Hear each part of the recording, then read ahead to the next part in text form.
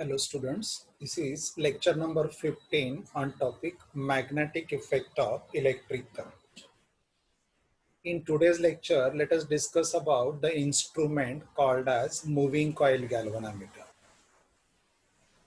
ये जो instrument है, it is used to detect the electric current. I repeat, it is used to detect the electric current. It cannot be used to measure the electric current directly.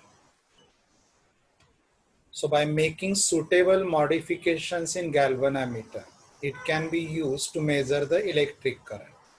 Then it is called ammeter. It can be used to measure the potential difference, then called voltmeter. It can be used to measure the electric charge, then called ballistic galvanometer. We already studied in current electricity. By connecting small and suitable resistance parallel to the coil of galvanometer, it is used as an ammeter. By connecting large and suitable resistance in series with the coil of galvanometer, it is used as a voltmeter. वैसे modification charge measurement के लिए भी किया जाता है. ये जो device है इसका वर्किंग प्रिंसिपल जो है it is based on magnetic effect of electric current. यानी conductor carrying the electric current gives the magnetic field in a region surround to it. उस पर डिपेंड करता है. So moving coil galvanometer consists of two sources of magnetic field. इसमें एक source steady होता है और दूसरा सोर्स उस रीजन में सस्पेंड करते हैं. I repeat, galvanometer consists two sources of magnetic field. One source of magnetic field is kept steady, while the second source of magnetic field is suspended in a first source magnetic field. Right? तो इसमें एक source जो होता है magnetic field का वो magnet होता है और दूसरा सोर्स होता है करंट कैरिंग कॉइल.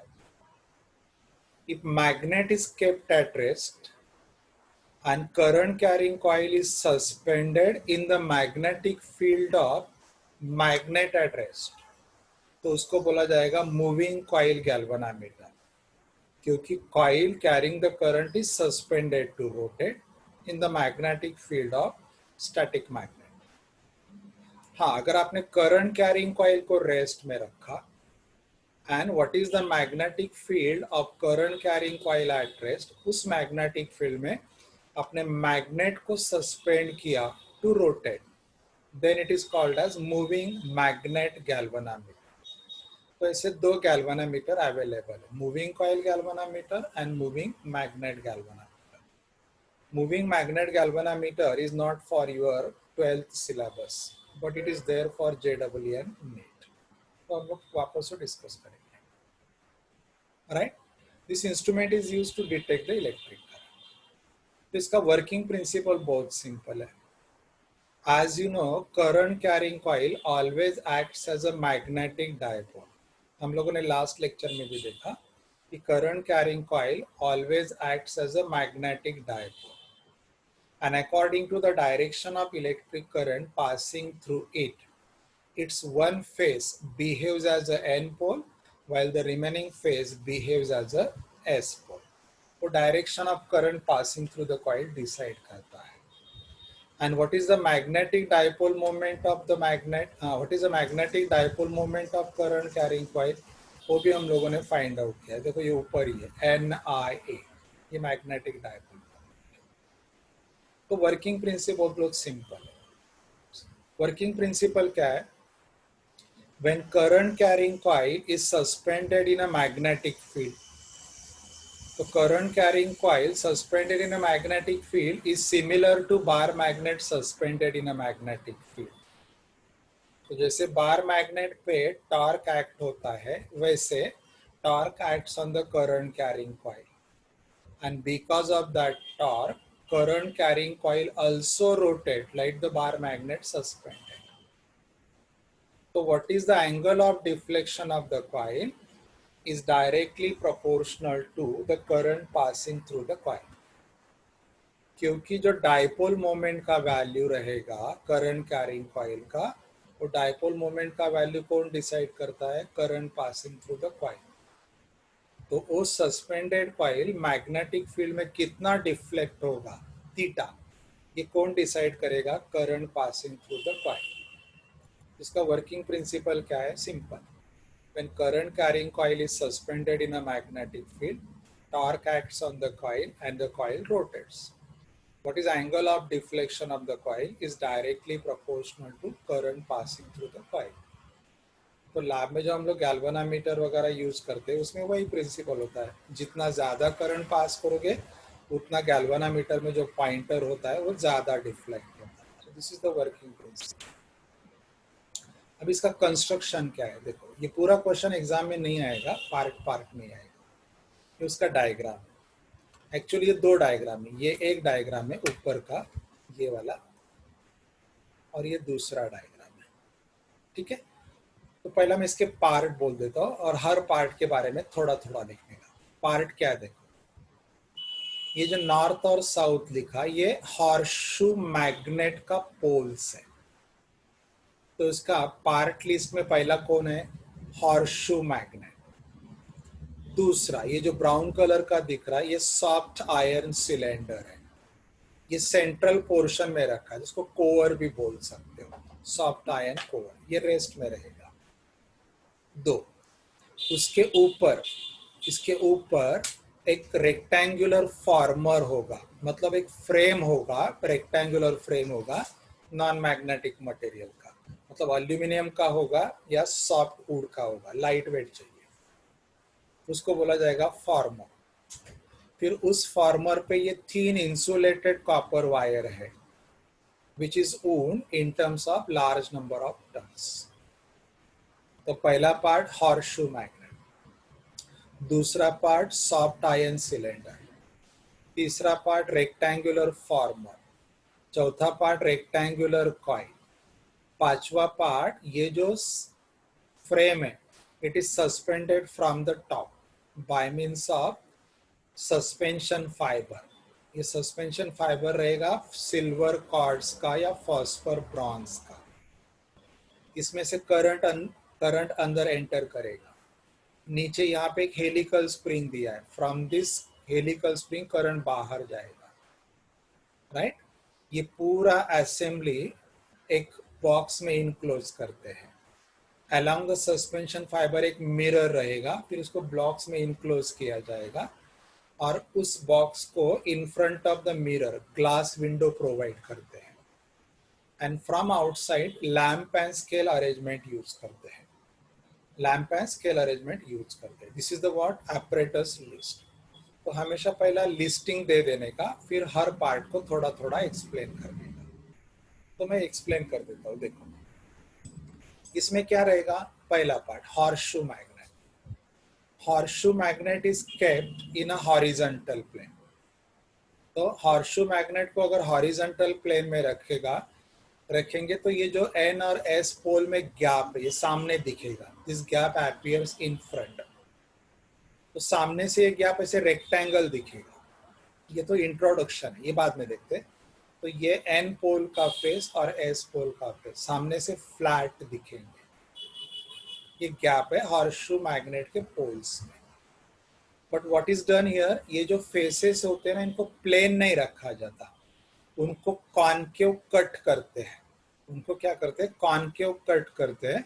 तो कॉनकेव कट करने के बाद वो जो गैप है, that gap appears like a cylindrical well.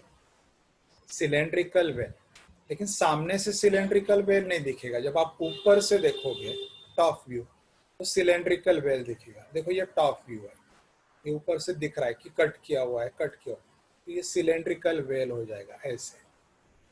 ये सिलेंड्रिकल वेल की वजह से यहाँ पे जो मैग्नेटिक फील्ड सेट होता है वो होता है radial magnetic field. Radial magnetic field कैसे रहता है? देखो, मैं आपको अगली डायग्राम में दिखाता हूँ। ये देखो, ये हॉर्सशू मैग्नेट का एन पोल है और ये एस पोल है। सामने से आपको ये फेसेस फ्लैट ही दिखते हैं, जैसे यहाँ डायग्राम में दिख रहा है। देखो, ऐसे फ्लैट ही दिखेंगे सामने से। जब टॉप से देखोगे तो आपको लगेगा कि ये पोल पीसेस को थोड़ा सिलेंड्रिकली कट किया है, तो ये ऊपर से टॉप व्यू कैसे दिखा है, एक सिलेंडर दिखेगा और डेप्थ मिलेगा उसको। मैं सिलेंड्रिकल वेल बोल रहा हूँ, देखो ये ऐसे दिख रहा है।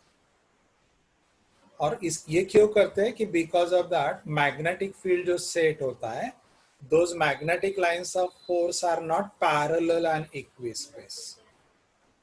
तो एन पोल से magnetic lines of force start होते हैं, they are about to converge at the center, but when they are about to converge at the center, they come close and close and close to each other and about to converge. But as they are coming close to each other, due to the closeness, they exert the lateral pressure on one another and get diverged. वो diverge हो जाते हैं, तो ये सब diverge हो गए देखो, और यहाँ पे आ गए। फिर ये हो गया हॉर्सशू मैग्नेट। सिलेंड्रिकली कॉन्केव पोल पीसेस इसीलिए रखते हैं कि मैग्नेटिक फील्ड क्या हो जाएगा, रेडियल, यानी magnetic lines of force start along the radius, about to converge and get diverge along the radius. यहाँ पे इसकी वजह से क्या होता है, ये जो कॉइल हम लोग सस्पेंड करेंगे ना, तो कॉइल एट रेस्ट में हो या रोटेटिंग पोजीशन में हो, प्लेन ऑफ द कॉइल और मैग्नेटिक फील्ड हमेशा एक दूसरे को परपेंडिकुलर रहते हैं। This is the role of radial magnetic field.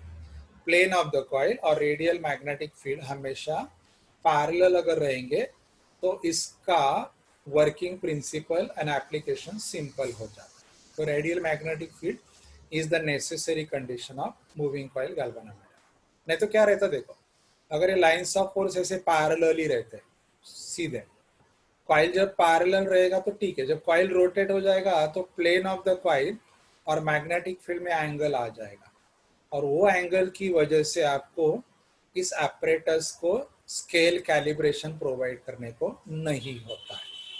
इसीलिए कंडीशन है कि कॉइल रेस्ट में हो या रोटेट हो, angle between the plane of the coil and magnetic field हमेशा 0 डिग्री ही होना चाहिए, तो स्केल कैलिब्रेशन आसान हो जाता है। This is a necessary condition. जब रिवीजन लेक्चर वगैरह होगा बाद में मैं आपको एक्चुअली वो डेमो से दिखा देगा, यह पॉसिबल नहीं है, ठीक है। Okay, after that at the centre ये सॉफ्ट आयरन सिलेंडर इंट्रोड्यूस किया है। ये सॉफ्ट आयरन सिलेंडर जो रहेगा, it's permeability is very very high. Because of its high permeability, it allows maximum magnetic lines of force to pass through it. तो इसके बीच में magnetic lines of force थोड़े से accumulate हो जाते हैं।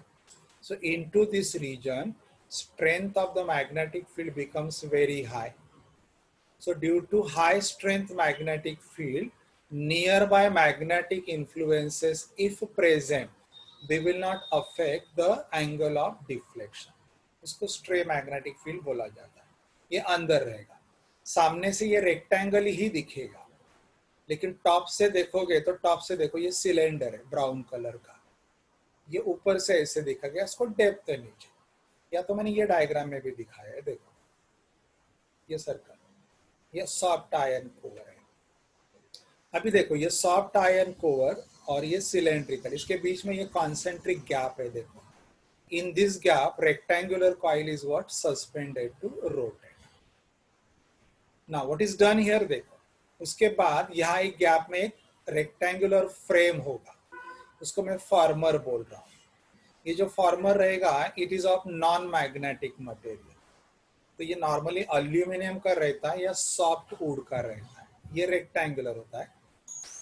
ऑन दैट रेक्टेंगुलर फॉर्मर या frame, thin insulated copper wire is wound in the form of large number of turns. तो डायग्राम में ये जो ऑरेंज कलर दिख रहा है ये thin insulated copper wire है, it is wound on that, इसके ऊपर इस thin insulated copper wire का एक एंड जो रहेगा, one end upper end is connected to this suspension fiber. ये फाइबर रहेगा सिल्वर कॉर्ड्स मटेरियल का या फॉस्फर ब्रॉन्ज मटेरियल का, and this suspension fiber is fixed to the support here. Here current enters the coil. और second end पे यहाँ helical spring attach होगा। Why the helical spring is attached here? क्योंकि ये जो coil रहेगा, ये देखो ये coil, this coil will rotate in this gap. इस gap में ये coil rotate होने वाला है। When this coil will rotate in this gap, this coil should not come in touch with the soft iron core. and should not come in touch with the faces of magnet. इनको touch में नहीं आना चाहिए, यहाँ पे और यहाँ पे. अगर टच में आएगा तो because of friction there is a energy loss. That to avoid, ये रोटेट तो होना चाहिए without the sideways displacement. So that sideways displacement to avoid या हेलिकल स्प्रिंग दिया जाता है. आपका ऑब्जर्वेशन रहेगा, देखो हम लोग रिफिल पेन यूज करते, तो रिफिल पेन में रिफिल के टॉप पे मतलब अपर एंड पे एक स्प्रिंग रहता है अंदर, पेन के अंदर. वो स्प्रिंग क्यों रहता है? क्योंकि जब हम लोग लिखते हैं तो रिफिल लिखते समय अप एंड डाउन डिस्प्लेस नहीं होना चाहिए. So that displacement to avoid, वहां पे भी हेलिकल स्प्रिंग रहता है. Then along this suspension fiber यहाँ एक मिरर अटैच होगा, and then this entire assembly is enclosed into the non-magnetic case. ये non-magnetic box में इसको enclose किया जाएगा. While enclosing exactly opposite to the mirror, glass window is provided. और इसको अंदर बंद करके रखते बॉक्स में, क्योंकि एयर पार्टिकल की वजह से ये अदरवाइज ऑसिलेट हो सकता है या रोटेट हो सकता है, तो it will affect the reading. That to minimise इसको इनक्लोज करते हैं. But while enclosing exactly opposite to the mirror, glass window is left. ठीक है. Now opposite to glass window एक डिस्टेंस पे रिटॉर्ट स्टैंड यूज करते हैं. उस रिटॉर्ट स्टैंड को हॉरिजॉन्टल स्केल इज अटैच. उस हॉरिजॉन्टल स्केल का मिड पॉइंट होगा 0 एंड 0 का दोनों एंड पे स्केल बढ़ता है. मतलब 0 मैक्सिमम लेफ्ट में, 0 मैक्सिमम राइट में. बिलो दैट स्केल या above that scale lamp is connected. That lamp is focus on the mirror, and from the mirror जो मिरर इमेज रहेगा, that mirror image is allowed to fall on that scale. तो जब ये coil rotate होगा तो mirror image उस scale पे slide होगा. तो distance between the mirror and the scale, ये हो गया पॉइंटर का लेंथ. ये रियल पॉइंटर नहीं, ये वर्चुअल पॉइंटर है. तो ये वर्चुअल पॉइंटर का लेंथ आप बढ़ा सकते हो. जितना लेंथ आप बढ़ाओगे पॉइंटर का, उतना ये एपरेटस ज्यादा सेंसिटिव और ज्यादा एक्यूरेट होगा. This is what experimental construction. मैंने जितना डिटेल में एक्सप्लेन किया उतना डिटेल में आपको सुनने का है, लेकिन एग्जाम में जो मैंने यहाँ पे दिया है इस पेज पे उतना ही लिखना है. ठीक है. अभी हम लोग इसका वर्किंग देखते हैं. वर्किंग में आपको क्या प्रूव करना है कि suspended coil carrying the electric current deflects. An angle of deflection is directly proportional to the current. इतना हमें प्रूव करना है. ठीक है. अभी देखो ये दोनों डायग्राम, ये टॉप व्यू था उस इंस्ट्रूमेंट का. तो मैंने वर्किंग के लिए एक सिंपल डायग्राम लिया. ये देखो डायग्राम में ये जो एरोज दिख रहे हैं, they are representing magnetic field.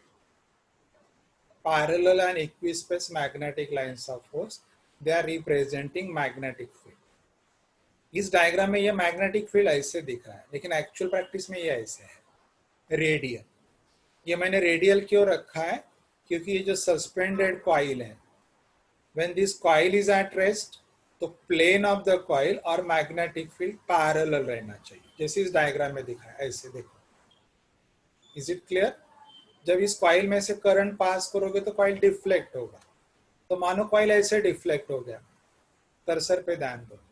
तो though the coil is deflected, लेकिन plane of the coil field parallel ही रहना चाहिए. प्लेन ऑफ द कॉइल और फील्ड वापस पैरेलल ही आना चाहिए. ये कॉइल अगर मैं ऐसे इंक्लाइन दिखाऊं ना, तो कॉइल इंक्लाइन कब होगा? वो जब आप कॉइल में से करंट पास करो. So though the coil get deflected through some angle, लेकिन प्लेन ऑफ द कॉइल और फील्ड उसी डायरेक्शन में होना चाहिए. So when coil is at rest और rotating, whatever the position coil attains, plane of the coil and magnetic field should be parallel, and that to achieve ये magnetic field को क्या किया गया है? रेडियल किया गया है, लाइक दिस. ये कॉइल ऐसे भी रहेगा तो देखो ये मैग्नेटिक फील्ड आ गया, ऐसे भी रहेगा तो देखो ये मैग्नेटिक फील्ड आ गया. ये रेडियल मैग्नेटिक फील्ड. इसलिए मैंने देखो लिखते समय एक कंडीशन ऐड करके रखा है. ये कॉइल का ब्रेड्थ है B, लेंथ है कैपिटल N, और it is free to rotate about the vertical axis. हम लोगों ने ये टॉर्क का एक्सप्रेशन लास्ट लेक्चर में ऑलरेडी पढ़ा है. कल हम लोगों ने लास्ट लेक्चर में मैग्नेटिक फील्ड क्या किया था, रेडियल नहीं लिया था, इसलिए वहां पे एंगल थीटा आया था। यहाँ पे एंगल थीटा कितना कर दिया है मैंने, 0 कर दिया। here angle theta is made what, 90 degree. देखो उसमें प्लेन ऑफ द कॉइल और मैग्नेटिक फील्ड में एक एंगल था π/2 माइनस थीटा, लास्ट लेक्चर में देखो। अभी यहाँ मैंने वो एंगल कितना कर दिया है, 90 डिग्री किया, क्योंकि ये प्लेन ऑफ द कॉइल है तो area vector perpendicular to the paper बाहर आएगा और फील्ड वेक्टर पेपर में, तो that angle is permanently confined by me. मैंने वो एंगल को कितना कर दिया है, एंगल को कर दिया है मैंने 90 डिग्री, जो एंगल वहां पे मैंने लिया था थीटा। इसकी वजह से स्केल कैलिब्रेशन बाद में आसान हो जाएगा। अभी वो डायग्राम में नहीं दिखा सकते तो मैंने एक कंडीशन ऐड किया है, वो स्टेटमेंट आप कंपलसरी लिखो, उसको आधा मार्क जाए।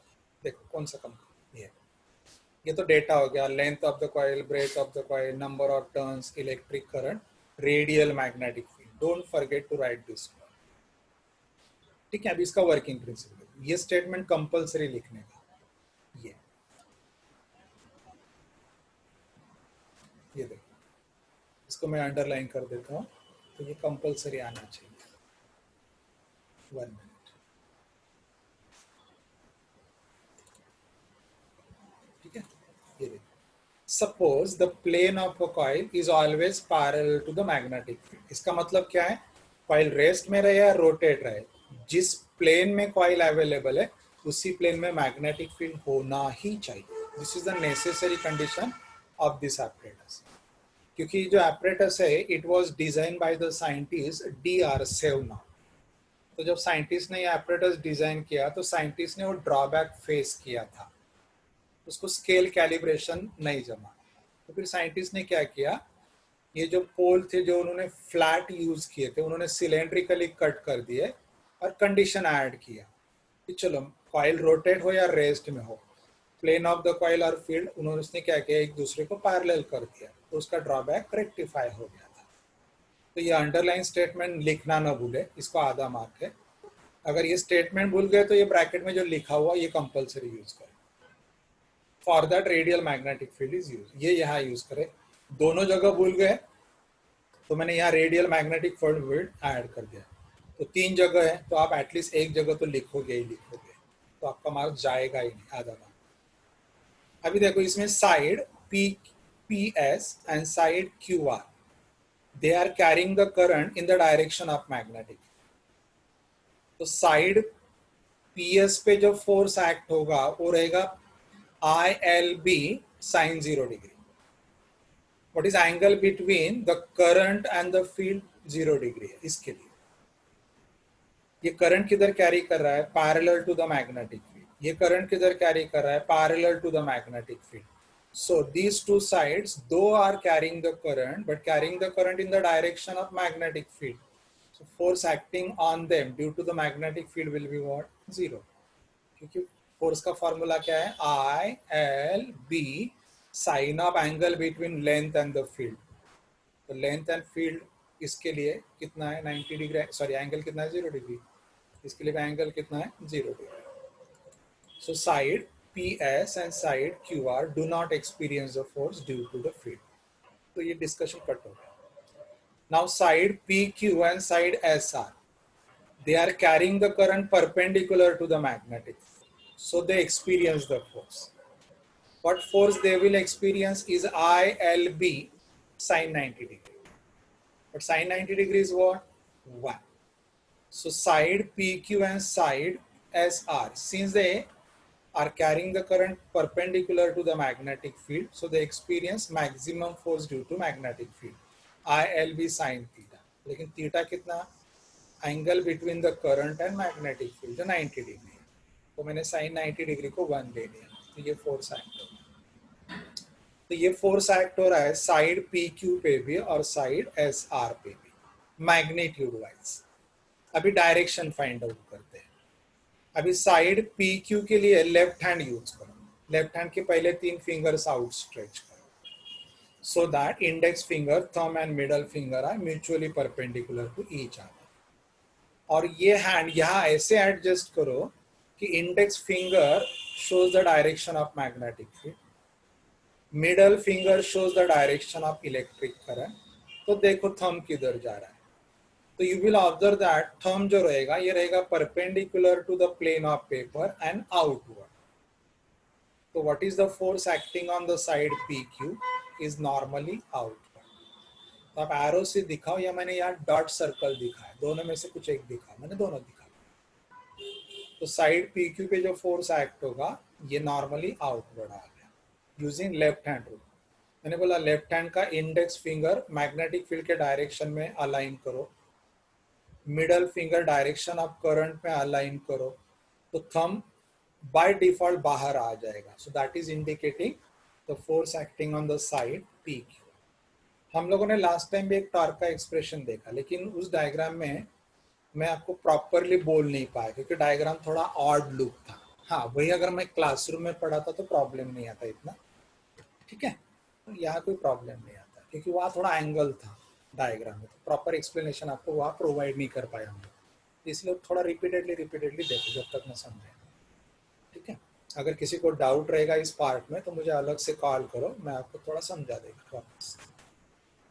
अभी देखो इस पे भी एक्ट होने वाला फोर्स कितना है, आई एल बी, डायरेक्शन बाकी है. तो again use the Fleming left hand rule. Index finger of left hand direction of field में अलाइन करो, middle finger direction of current में अलाइन करो. तो जो आउटस्ट्रेच थंब है वो बाय डिफॉल्ट पेपर के अंदर जाएगा, नॉर्मली इनवर्ड जाएगा. मैंने देखो ये क्रॉस सर्कल से दिखाया. तभी डायग्राम में क्लियर लुक आ गया. Forces acting on the side P Q and S R maximum. Why? Because they are carrying the current perpendicular to the direction of magnetic. तो दोनों पे एक्ट होने वाला फोर्स का मैग्नीट्यूड सेम रहेगा. Why? Because they both are carrying the same current and carrying the current by the same length. But problem ये है कि they are carrying the current in opposite direction. So maybe the direction of forces acting on them are different. तो direction हम लोगों ने कैसे find out किया, by Fleming left hand rule. And what we concluded, force acting on the side PQ is normally outward, force acting on the side SR is normally inward. So these are the two forces equal in magnitude, opposite in direction, acting at two different points, and they are separated by the distance B. देखो last time हम लोगों ने last lecture में जो torque का expression derive किया था उसमें बी नहीं था, it was B sine theta. इसमें क्या था, वो बी साइन थीटा. और मैंने आपको बोला अभी हम लोगों ने वो थीटा को कितना बना दिया इधर 90 डिग्री. तो साइन 90 डिग्री कितना हो गया 1, क्योंकि हम लोगों ने क्या किया, प्लेन ऑफ द कॉइल और फील्ड एक ही प्लेन में रखे रेडियल मैग्नेटिक फील्ड की वजह से. तो एंगल बिटवीन ये प्लेन का जो एरिया वेक्टर रहेगा वो पेपर को आउटवर्ड आएगा, फील्ड पेपर के अंदर आएगा. तो दोनों में एंगल वहां पे थीटा था, तो एंगल मैंने इस केस में कितना कर दिया 90 डिग्री. तो साइन थीटा मैंने क्या किया, making the radial magnetic field, मैंने साइन थीटा को कितना कर दिया, मैक्सिमम वैल्यू लेके कन्फाइन कर दिया. क्योंकि वहां पे मैंने लिया था एरिया वेक्टर और फील्ड वेक्टर में एंगल लिया था थीटा, इसीलिए दो परपेंडिकुलर फोर्सेस में जो डिस्टेंस रहता है वो कितना आया था बी साइन थीटा. अब ये कितना आ रहा है बी, तो साइन थीटा गया किधर, मैंने साइन थीटा को उसके मैक्सिमम वैल्यू पे रेस्ट्रिक्ट कर दिया. मतलब मैंने थीटा कितना लिया 90 डिग्री. थीटा कितना था उधर, angle between area vector of this rectangular coil and the field vector. अभी यहाँ पे मैंने थीटा को 90 डिग्री किया क्योंकि ये जो एरिया है इसका एरिया वेक्टर कहाँ पे आएगा, पेपर को परपेंडिकुलर और बाहर, और फील्ड कहाँ पे है, पेपर के अंदर. तो दोनों में एंगल कितना है 90 डिग्री. तो एंगल वहाँ थीटा था, यहाँ कितना हो गया 90 डिग्री. तो साइन 90 डिग्री कितना 1. This is up. तो नॉर्मली बी साइन थीटा आता था, वो अभी यहाँ पे कितना हो गया बी आ गया. तो दोनों में से एक फोर्स ले लो and perpendicular distance between the two forces कितना बी, ये हो गया टॉर्क. वहां पे कितना आया था B F into B sine theta लेना पड़ा था, यहाँ पे खाली आएगा एफ इंटू बी. ये देखो टॉर्क आ गया यहाँ पे एफ इंटू बी. वो लास्ट लेक्चर का एक्सप्रेशन में B sine theta was there क्योंकि वो जनरल फॉर्मूला था, ये एप्लीकेशन पर्पज है तो हम लोगों ने कंडीशंस ऐड कर दी, इतना ही फर्क है. तो हो सके तो इसका पहला लेक्चर और लेक्चर साथ में देखो, इज बेटर टू अंडरस्टैंड। या एफ कितना है, I L B into B. अभी ये एल और बी एक जगह क्लब करो, it is the area of rectangular coil, एक टन का एरिया। अगर ऐसे एन नंबर ऑफ टन्स हम लोग एप्लीकेशन में लेंगे तो एन भी आ जाए, ये देखो। सो this is the torque acting on the coil when current I is passing through the coil. इसकी वजह से कॉइल डिफ्लेक्ट हो जाएगा, because of this coil deflect. अगर कॉइल डिफ्लेक्ट होगा तो सस्पेंशन फाइबर में ट्विस्ट आ जाएगा। ये जो फाइबर ऊपर से जिसकी वजह से ये कॉइल सस्पेंड किया है, तो सस्पेंशन फाइबर में ट्विस्ट आ जाएगा। वो जो ट्विस्ट आया, it is because of what, elastic behaviour of suspension fibre. तो सस्पेंशन फाइबर में टॉर्क सेट हो गया, उस टॉर्क को मैं बोलेगा रिस्टोरिंग टॉर्क। जो आपने इलास्टिसिटी चैप्टर पढ़ा है, तो बॉडी को डिफॉर्म करोगे, लेंथ इंक्रीज करोगे तो रिस्टोरिंग फोर्स सेट होता है। या आपने लीनियर एसएचएम और एंगुलर एसएचएम पढ़ा है। लीनियर एसएचएम में रिस्टोरिंग फोर्स सेट होता है, एंगुलर एसएचएम में रिस्टोरिंग टॉर्क सेट होता है। तो कॉइल में जो सस्पेंशन फाइबर है उसमें रिस्टोरिंग टॉर्क सेट होता है। और आपने एंगुलर एसएचएम में पढ़ा है कि restoring torque is directly proportional to angle of twist. तो देखो ये फॉर्मूला अगले पेज पे आ गया, restoring torque is directly proportional to angle of twist. तो ये टॉर्क कांस्टेंट मैंने इंट्रोड्यूस कर दिया। तो कॉइल क्या होगा, इस रिस्टोरिंग टॉर्क की वजह से डिफ्लेक्ट तो होगा, लेकिन रिस्टोरिंग टॉर्क की वजह से will try to come at its original position. तो डिफ्लेक्टिंग टॉर्क की वजह से अगर वो क्लॉकवाइज रोटेट होगा, तो रिस्टोरिंग टॉर्क की वजह से वो एंटी क्लॉकवाइज रोटेट होगा। So this is how the coil carrying the current suspended in magnetic field performs angular SH। Deflecting torque की वजह से क्लॉकवाइज, रिस्टोरिंग टॉर्क की वजह से anticlockwise. After some time it will attain the equilibrium. जब वो equilibrium attain करेगा तो आप कंक्लूड कर सकते हो कि net torque acting on that coil is what, becoming zero. इसका मतलब रिस्टोरिंग टॉर्क और डिफ्लेक्टिंग टॉर्क एक दूसरे को बैलेंस कर रहे हैं, so that total torque is what, zero. ये हो गया रिस्टोरिंग टॉर्क का राइट हैंड साइड, ये हो गया डिफ्लेक्टिंग टॉर्क का राइट हैंड साइड। इक्वेट करो तो ये फॉर्मूला आ गया, K phi is equal to N I A B. Phi angle of deflection है, इक्वल टू दिस। अभी ब्रैकेट में ये जो वैल्यूज है, see N number of turns of the coil constant, area of the each turn constant, B magnetic field of induction constant, suspension fibre का elastic behaviour, torque constant, ये सब constant है। तो ये कांस्टेंट मैंने सी से रिप्लेस कर दिया, तो मैंने लिखा phi is equal to C into I. C ये कांस्टेंट है, तो phi is directly proportional to I. You see, angle of deflection is directly proportional to the current. इसीलिए लैब में हम लोग एमीटर वोल्ट मीटर यूज करते हैं ना, उसमें जितना ज्यादा करंट पास करोगे उतना ज्यादा डिफ्लेक्शन आपको दिखता है। This is how you prepare. हो सके तो ये पूरे चैप्टर के वीडियोस आप उसी सीक्वेंस में देखो जिस सीक्वेंस में मैंने ऐड की, क्योंकि ये सब लिंक है। रैंडम देखोगे तो कुछ ठीक से समझेगा नहीं। ठीक है, now we need 2 more lectures to complete the theory part of this chapter. 2 lecture और चाहिए थ्योरी कंप्लीट करने के लिए, और 2 लेक्चर न्यूमेरिकल के लिए। Okay, I will continue with that.